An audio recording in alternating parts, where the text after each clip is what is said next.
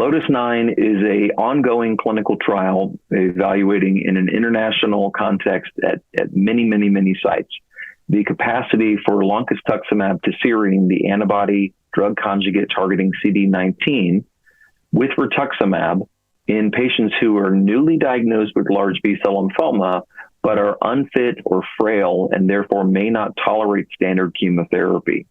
We presented the first update on the trial design at the SOHO 2022 meeting, and this trial is up and running and accruing well throughout the world. But the goal of this is to see, can we incorporate a novel targeted agent into a frontline setting for patients that historically have been neglected by clinical trials, or they may be unfit to receive intensive chemotherapy, hoping that we can see a good response rate as well as durable responses, which may lead to a component of the trial that would actually be randomized of Rituxan, Loncastuximab tesirine versus our mini-CHOP, which is a low-intensity version of frontline treatment, as a way for us to try and validate the current standard of care, which sometimes may be palliative care or dose-reduced chemo versus this novel targeted agent.